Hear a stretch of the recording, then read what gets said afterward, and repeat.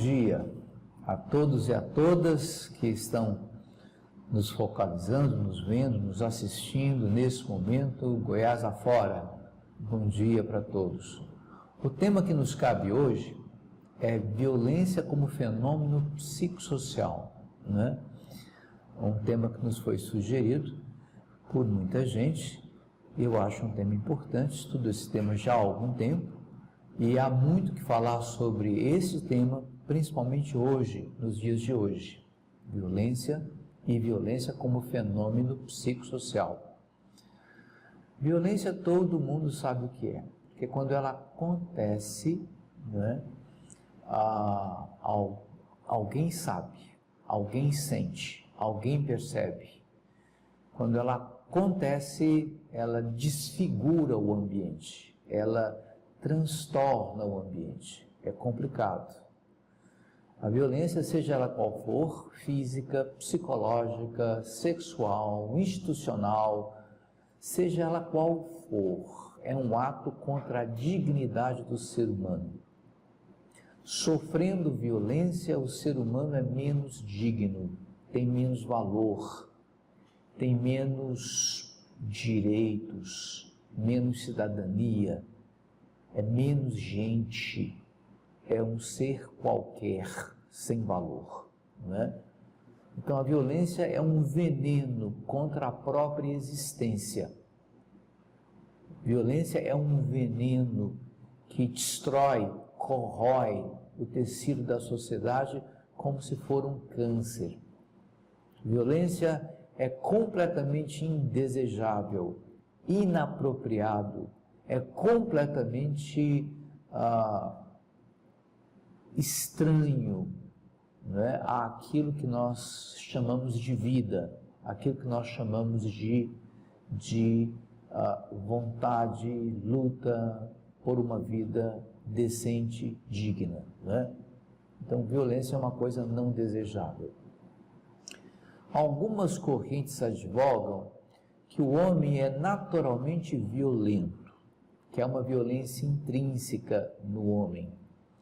Não sei. Eu poderia dizer que o homem é naturalmente agressivo. Há uma agressividade no homem em sua natureza, se é que sabemos o que é a natureza humana. Mas, enfim, supondo que é o que pensamos ser, né, somos agressivos de nascença, de berço, de formação, estruturalmente. Agora, violentos é uma outra coisa. É preciso muita discussão ainda para se estabelecer com verdade ou com a aproximação suficiente de uma verdade que o homem já nasce violento. Creio nisso. Sei que nascemos agressivos, agora violência nem tanto, né? Violência é aquele ato, né, que força uma pessoa a ser, a fazer, a realizar o que não quer. É opressão. Violência é um ato que vem sobre nós e que nos obriga, contra a nossa vontade, a viver o que não queremos viver, a pensar o que não queremos pensar, a fazer o que não queremos fazer.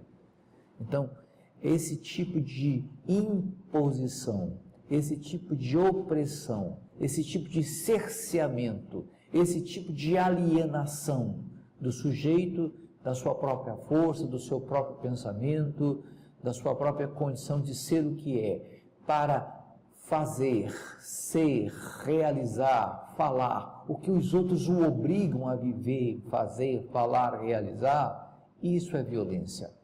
Viver debaixo de opressão é violência.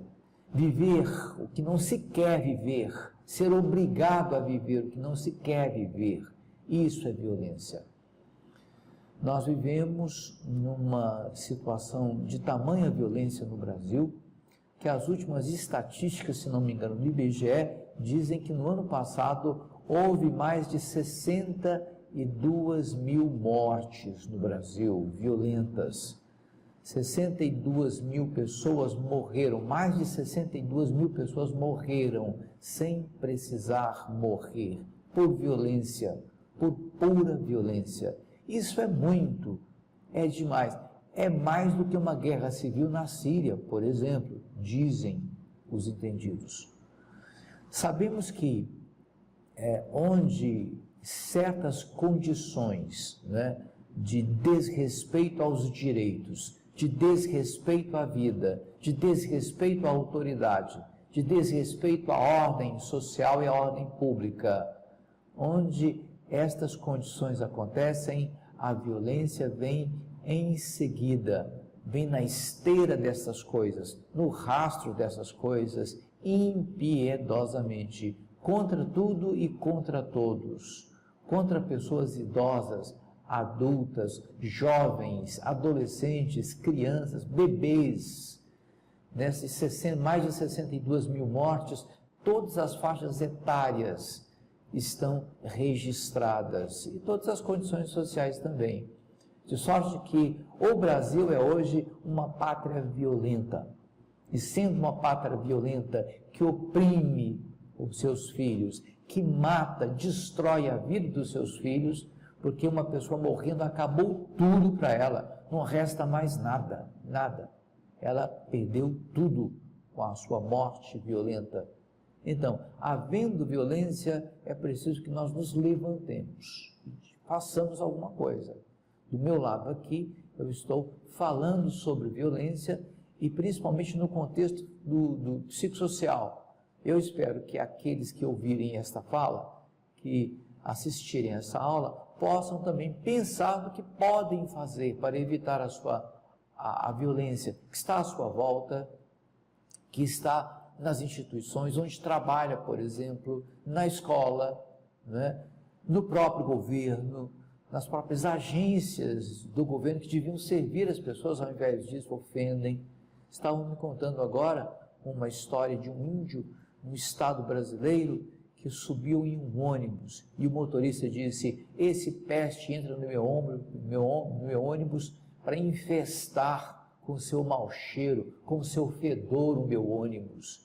E o índio abaixou a cabeça e ficou resignado à sua insignificância naquele lugar, naquela hora, diante daquele agente de trabalho que devia servi-lo, ao invés disso o humilha.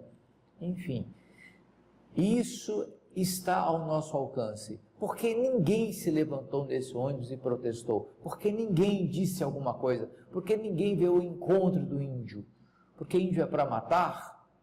Tantas etnias foram exterminadas no Brasil e continuam sendo, não é, por violência. Índios, brancos, negros, amarelos, todo mundo, todos nós envolvidos numa nuvem de violência que parece não ter fim, né? Por isso, vamos meditar ou vamos refletir sobre violência, mas nesse esquema psicossocial que eu acho que quer dizer alguma coisa. Bem, em primeiro lugar, eu quero definir um pouco o que é espaço psicossocial. Eu achei isso num site interessante, é um site de significados, significados.com.br, vocês podem ir lá e podem conferir, né, que diz um pouco sobre o psicossocial. O psicossocial se refere à relação entre o convívio social do ponto de vista da psicologia. Claro, né? A formação psicossocial do indivíduo, como o próprio nome sugere, está baseada nas relações que este mantém com a sociedade para o desenvolvimento de sua psique, do seu pensamento, da sua mente. A psicologia social se limita a estudar a psique do indivíduo quando este se apresente como parte de um grupo. Então, o fenômeno psicossocial é um fenômeno psicológico, ao mesmo tempo que social, é psicossocial, portanto, e diz respeito às relações das pessoas dentro do seu grupo. Portanto, o espaço psicossocial diz respeito ao campo das relações, das interações entre os indivíduos nos seus grupos e comunidades, de tal forma a se influenciarem mutuamente na construção dos laços sociais com seus valores, modelos de conduta e realidade. Portanto, qualquer contexto social que se me apresente será um contexto psicossocial. Aquele ambiente em que eu estabeleço relações, interações, trocas, informações, onde circula afeto, mensagens, dinheiro, bens, valores, etc., etc., etc., onde estas coisas circulam como trocas, como interação, como relação, esse ambiente pode ser chamado de psicossocial. E é nesse espaço psicossocial que nós acreditamos que reside grande parte da violência que vivemos e assistimos. Vamos em frente? Para compreendermos melhor violência no espaço psicossocial, eu trouxe aqui uma espécie de poesia, uma reflexão do Júlio Tavares. Júlio Tavares escreveu esta reflexão nesse livro aqui, ó, né? Não dá para ver direitinho. Não, ele é do ano passado, se não me engano. O nome dele é Violência, Saúde e Trabalho, uma jornada de humilhações. É da professora Margarida Barreto. Um ótimo livro para se refletir. No início do livro, o Júlio Tavares coloca esta reflexão que eu leio para vocês aí. Chama-se Soltos como Pó. E ele começa: como operário, eu era gente, era alguém, não vivia ao vento, já não era só eu, estava feliz. Mas a crise, a reestruturação, os setores fecharam as funções que desapareceram, os colegas demitidos, outras terras, nossa sina, novas lágrimas, outras esquinas, tempo de desagregação e desatinos. No silêncio competitivo, somos humilhados, desqualificados. No recomeçar da vida, a rádio peão anuncia que um adoeceu, outro morreu e mais um desapareceu. Meu peito, de tanto sofrimento, é um laço, um nó. Estamos perdidos, lançados ao vento, num redemoinho de areia, soltos como pó. Veja que nessa reflexão o Júlio coloca as relações de trabalho, as relações de amizade, as relações familiares, não é? As relações das pessoas umas com as outras em termos de busca de valor, de identidade, de reconhecimento. E numa sociedade violenta nada disso acontece. As pessoas ficam soltas, vivendo por sua conta, por sua sorte, no risco de cada dia, de cada hora, no risco de ser alcançado pela violência incrível que envenena os nossos dias.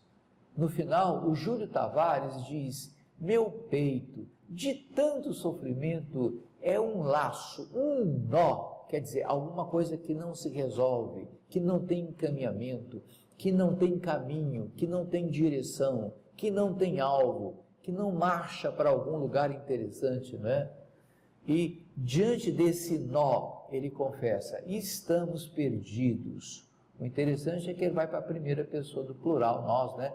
Nós todos estamos perdidos, lançados ao vento da violência, do desejo mórbido dos outros, das ações mórbidas dos outros, dos desgovernos alheios, das ingerências alheias, impositivas sobre nossos caminhos e destinos, num redemoinho de areia, isto é, tudo pó, tudo solto, tudo largado.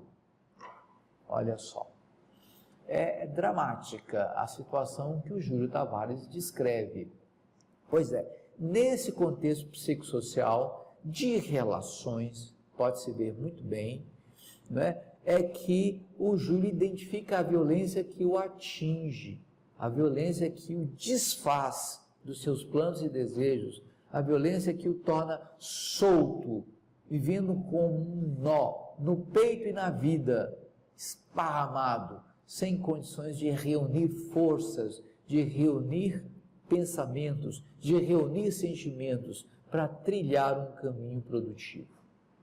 Então, esse sentimento, essa percepção, Esse modo do Júlio Tavares ver a vida é violência no espaço psicossocial, o espaço precioso onde se coloca o pé no chão, os olhos no horizonte, a fé em Deus e o trabalho nas mãos, para que este prossiga fazendo do espaço alguma coisa bendita, abençoada, boa, produtiva, sustentável.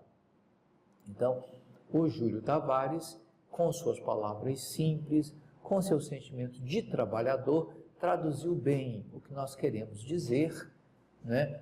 Ou mais ou menos conceituar o que seja violência e espaço psicossocial. Vamos em frente? Bem, o começo. Em casa, olha só que complicado, prestem atenção.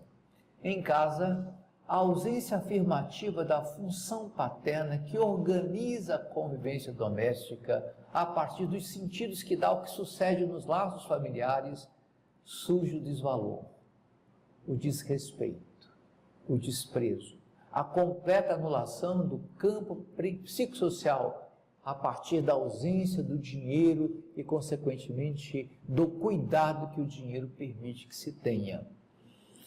Essa afirmação em casa, tem um psicanalista, o Winnicott, tem um livro interessante. Esse livro tem um título, né? Um título interessante, eu disse, chama-se Tudo Começa em Casa. Tudo começa em casa. Engraçado que muita gente boa leu o livro do Dr. Winnicott, Donald Winnicott, e escreveu mais coisas sobre, inclusive, né, um livro interessante chamado Desenhos de Família, que foi produzido aqui em Goiânia pela PUC, né? Esse livro é que traz essas reflexões que eu disse agora, né? No segundo ponto eu vou falar em desenhos de família. Mas nesse primeiro ponto, nós estamos colocando que a ausência afirmativa da função paterna, isto é, na medida que o filho observa o pai como autoridade, autora do cuidado, autora da proteção, autoridade autora do sustento, autoridade autora de significados importantes, de sentidos importantes que se vive no laço familiar, essa função paterna nesse homem, ou sequer, ou também nessa mulher, porque a mulher pode ter função paterna, ou na mulher, no homem ou na mulher, esse fracasso da função paterna, no sentido do dinheiro, no sentido da autoridade e no sentido do poder de organização do meio, essa ausência da função paterna faz com que haja um desprezo dos filhos por aquela que seria a autoridade, deveria sê-lo, de tal maneira a organizar aquele espaço em termos de valor, de limites, de regras, de normas, de uma lei que colocasse o ambiente psicossocial funcional, funcionando a partir de uma ordem que se estabeleça. Bem, na medida que essa figura, na medida que essa pessoa que seria a pessoa detentora da autoridade para agir sobre, cuidando, protegendo, dirigindo, ordenando, a partir do momento que essa figura está ausente ou está desgastada, esvaziada, diminuída, então começa o desrespeito a partir daquele que eu acho que é em sofrimento, em conflito, em angústia, sem poder contar com aqueles de quem espera alguma coisa, reage de forma violenta, né? E é isso que nós vamos aqui dizer no segundo ponto. Olhem só. Em Desenhos de Família, os autores em suas pesquisas descrevem o diálogo, Desenhos de Família é o livro, descrevem o diálogo com um menino de 10 anos, diálogos deles, dos pesquisadores, com um menino de 10 anos, que afirma não querer parecer-se com o pai, e justifica dizendo, não quero ficar pedindo dinheiro para ele é feio, ele é barrigudo, vou investigar se ele tem dinheiro mesmo, se ele tem mais dinheiro, se ele tiver, consigo tirar dinheiro dele. é fácil tirar dinheiro dele. Não é a visão que um filho tenha do seu pai, ou da sua mãe, ou do seu avô, ou da sua avó, né? Vou investigar para ver se eles têm dinheiro. Se eles tiverem dinheiro, eu descubro. E se tiverem e eu descobrir, eu tiro, porque é fácil tirar dinheiro deles. Quer dizer, uma ausência de autoridade, uma consequente ausência de respeito. Uma ausência de reconhecimento de alguém que cuida, protege, de alguém que se importa, né? Tem dinheiro ou não tem dinheiro? A coisa fica assim. Se tem dinheiro, vale alguma coisa. Se não tem dinheiro, não vale nada e fica fácil tirar até o que ele tem. Nesse livro há um comentário sobre uma obra de Lacan, de 56, onde o psicanalista diz o seguinte, que o dinheiro é o supremo anulador do que seja relações, do que seja importante nas relações. O dinheiro aniquila. É uma ação de Lacan. Por isso eu completo dizendo, a aniquilação da ordem familiar e social enseja todo tipo de violência, na medida em que a autoridade possível e desejável, seja de quem for, depende do dinheiro que tenha e, a partir disso, o cuidado que ofereça. Não teve dinheiro, não apareceu o cuidado. A Marta Suplicy, quando foi prefeita de São Paulo, fez uma pesquisa com os meninos de rua, em situações de rua. E a pesquisa consistia em eles desenharem a sua visualização, a sua representação de família. Então, começaram a colocar essa representação em papel. Então, desenharam a sua casa, desenharam os seus irmãos, a sua mãe, e em casa chegando o seu pai. Só que a figura paterna, na maioria dos desenhos, estava colocada de maneira meio estranha. Ele estava com as mãos no bolso, puxando os bolsos para fora, numa demonstração no desenho de que estava duro. Tinha passado o dia fora, tinha passado o dia ausente, ainda volta para casa sem dinheiro. Quer dizer, vamos continuar com fome, vamos continuar sem ter o que comer, sem ter o que fazer, sem ter como viver, porque ele não traz nada, não traz grana nenhuma.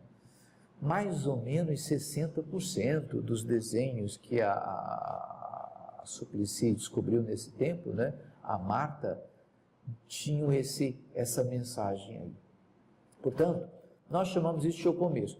Tudo começa em casa, com a miséria, famílias vivendo abaixo da linha da miséria, com a falta de dinheiro, com a falta de condições de dignidade para se comer, para se viver, para se estudar, para se morar, para se pagar minimamente imposto, né? Para se dar o que as crianças necessitam minimamente, basicamente, tudo começa aí. E o dinheiro, então, começa a assumir, como diz Lacan, um fator preponderante, o lugar de um fator preponderante. Esse fator preponderante, a grana, o dinheiro, pode elevar ou pode destruir, pode anular, pode dar existência ou pode matar, tirar a existência. Quer dizer, isso ficando por conta do dinheiro é muita complicação, é muita loucura, é muita confusão no plano psicossocial, né?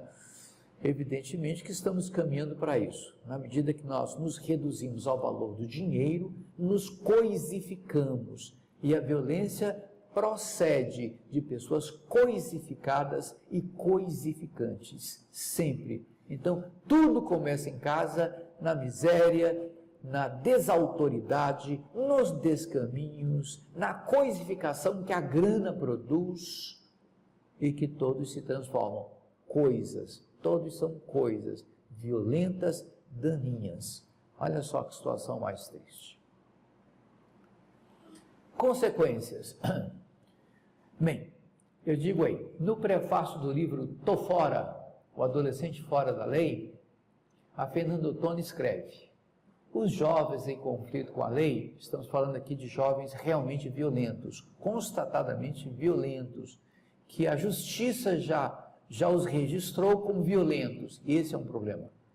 Os jovens em conflito com a lei, autores de atos infracionais, a cada dia ocupam uma parte maior nas páginas policiais, invadem o espaço público com suas armas de verdade e de brinquedo, participam do mercado do narcotráfico, matam e morrem. A problemática do infrator não tem uma causa ou solução simples. E corroborando com isso, eu vi hoje, uma estatística que dizia o seguinte, que 66% dos adolescentes infratores da Fundação Casa, lá de São Paulo, são reincidentes, são violentos crônicos. Saem, ficam um tempo lá, saem, voltam, reincidem, voltam a cometer atos violentos, atos infracionais violentos, Ottoni escreveu isso em 2003 no livro Tô Fora. Bem, estas consequências nos chamam a atenção, para o fato de que, na medida que isso se cronifica, que esse estado de violência que leva adolescentes a estar em conflito com a lei, porque já estão em conflito em casa com a família, agora na rua estão em conflito com a lei, há tanto tempo estão assim, em casa e na rua, há tanto tempo estão assim, é tão crônica a sua situação que, de fato, isso só nos leva a entender que nada realmente importante tem sido feito para que a situação psicossocial mude. Nada de importante. A intervenção da justiça não é importante, a intervenção da escola não é importante, a intervenção da família, que família? Interroga-se, não é importante. A intervenção das autoridades governamentais não tem sido importante. Então, se estas coisas não são importantes e por isso são intervenções que quedam em nada, que acabam em nada, as consequências são essas. Portanto, há que se confiar na justiça? Sim. Há que se confiar nos governos? Sim. Há que se confiar nas famílias? Sim. Mas não nesse estado psicossocial de coisas, de desautoridades, de descaminhos, de pessoas vivendo abaixo da linha da pobreza, de dificuldade enorme educacional, de acesso à educação, à segurança, à saúde. Estas faltas, estas violências institucionais, porque não dar acesso a uma população que necessita desse acesso para a sua saúde, para a sua educação, para a sua segurança, etc., não dar acesso é um ato de violência institucional. Então, enquanto essa violência institucional não é contemplada, não é estudada, não é analisada para que realmente alguma coisa importante seja feita, a cronicidade continua nas suas complicações, como diz Ottoni, e nas suas difíceis soluções, como comenta a autora, Vamos em frente. O que pode ser feito? Bem, não é receita, mas é o caminho dos países desenvolvidos, é o caminho que o mundo ocidental conhece, é o caminho que sociedades bem-sucedidas têm trilhado e têm dado certo. Primeiro, compreender o novo desenho de família surgido no último século. Então, no século XX, nós tivemos uma modificação completa do desenho de família, mormente na segunda metade deste século, O livro Desenho de Família, feito pela PUC, contempla o modelo e o funcionamento de famílias ainda no século passado, E já percebe uma mudança radical do modelo de funcionamento familiar ou de disfuncionamento familiar. Então, aquilo em que a família se tornou no final do século XX não funciona, produz violência, produz desordem, produz desautoridades, produz uma série de consequências danosas para o tecido social como um todo, Então, é preciso analisar e compreender o novo desenho de família começado e terminado, acabado no último século, porque não mudou até hoje, Ok. Segundo passo, elaborar políticas públicas de trabalho, educação, habitação, segurança e saúde que previnam as construções culturais da violência. Porque a pior violência não é aquela incidental, não é aquela acidental, não é aquela que se dá um dia ou outro. A pior violência é a cultural. O indivíduo comete atos de violência radical, matam, por exemplo, por costume. Em Lisbela e o Prisioneiro, um filme interessante, né, nacional, há um matador de aluguel. E aparece uma cena em que o matador de aluguel arrasta alguém para o cemitério e esse alguém, gritando por piedade, diz: não me mate, eu estou muito novo para morrer, eu quero morrer de morte morrida e não de morte matada, diz a vítima. E o matador responde: olha, eu mato é por costume, eu tenho o costume de matar. Cultural. O indivíduo mata dentro de uma cultura, porque nessa cultura é natural matar, né? O americano, o adido americano, acho que é adido americano, que está no Rio de Janeiro, que ouviu tiroteios, que vitimou pessoas, né, no morro lá diante de onde ele está, do hotel em que ele está, ele pensou que os pipocos lá fora eram o bico de um pica-pau batendo na janela. Ele disse: woodpecker em inglês é pica-pau. Eu pensei que fosse um pica-pau batendo na janela. E o comentarista que estava falando sobre isso disse: bem, para ele é um pica-pau, mas para nós sabemos até o tipo de arma que está sendo disparada.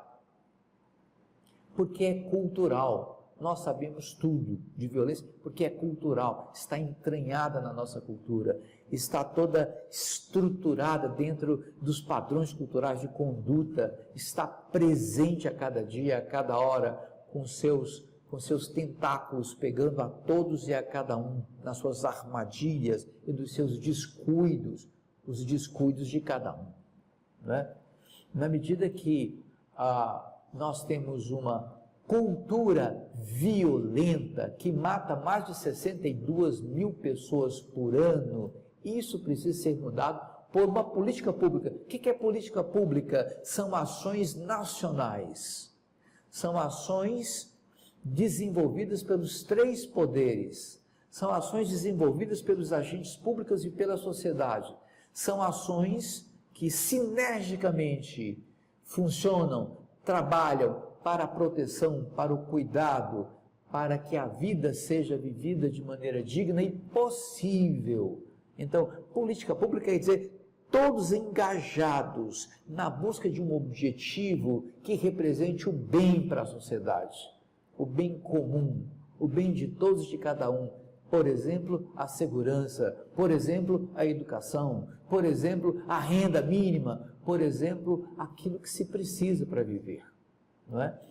Enquanto estas políticas públicas não forem elaboradas e efetivadas pelo todo da sociedade, agentes públicos e não públicos por toda a sociedade, nós não teremos como prevenir uma violência que é cultural. Terceiro ponto, é preciso construir consciência crítica sobre atos de violência, impedindo a sua naturalização do imaginário social. Não é possível que um índio seja humilhado, um chavante, gente, uma das nações de maior dignidade no território nacional, uma das nações mais orgulhosas de serem o que são, humilhado dentro de um coletivo sem poder fazer nada, um chavante. Olha só que coisa terrível. E esse chavante não encontra na voz de ninguém uma mínima defesa. Índio fedorento, e ninguém diz nada. Por quê? Porque a violência é natural. Se tivessem tirado uma arma e matado o índio com um revólver, seria natural matar-se o índio. Se tivesse batido numa criança, espancando, índio ou não, seria também natural. Quantas vezes no Rio de Janeiro e em São Paulo eu assisti de longe cenas em que as pessoas desviavam da pessoa assaltada, desviavam, iam tratar das suas coisas. A pessoa assaltada levava um tiro e chegava a polícia, aí era uma questão de se noticiar nas colunas policiais. Mas até ser atirada, muita gente viu, desviou, passou e não fez nada. A violência naturalizada. Ninguém gritou, ninguém reclamou. É claro que há exceções. É claro que muita gente se incomoda assim. Mas, na medida que a violência é naturalizada, a tendência é ninguém se importar. Isso é que eu quero dizer, né? Então, é preciso que se construa uma consciência crítica sobre atos de violência. Foi ato de violência? A gente não aceita. A gente resiste. A gente diz não. Não é por aí. Não é assim. Vamos conversar. Vamos fazer diferente. Violência não. E por fim, dar voz e vez a quem precisa realizar o desejo de ser alguém, de ter valor social reconhecido, de ser produtivo, de aprender e realizar o que aprendeu, de amar e ser amado. Então é preciso que esse que tenha esse desejo, tenha vez e tenha voz, tenha o direito de se expressar e de reivindicar no seu desejo o que precisa. Precisa ser alguém, precisa ter valor social, precisa ser reconhecido, precisa ser produtivo, precisa aprender e realizar o que aprendeu, precisa amar e ser amado, né? É assim que a gente faz. E isso pode ser feito em quanto tempo? Muitos anos, a vida inteira, enquanto o mundo for mundo, porque senão, não é, nós vamos degenerando o nosso convívio, o nosso contexto psicossocial, de tal maneira que ao invés de ser gerador, ambiente criativo, de práticas que fortaleçam a vida, que fortaleçam a dignidade humana, que fortaleçam o valor de todos e de cada um, o ambiente psicossocial vai se degenerar e tornar-se em um berço, em um ninho de violência sem fim. É preciso, então, que no campo psicossocial, do laço social, das trocas sociais, das relações sociais, a violência seja combatida, seja prevenida e as pessoas sejam educadas de tal maneira a viverem sem violência. Sem violência. Cultura da paz? Também, mas muito mais que a cultura da paz, né? É a cultura da promoção do ser humano, da pessoa, de tal maneira que ela viva com dignidade, com a dignidade e o valor que merece. Alguma pergunta?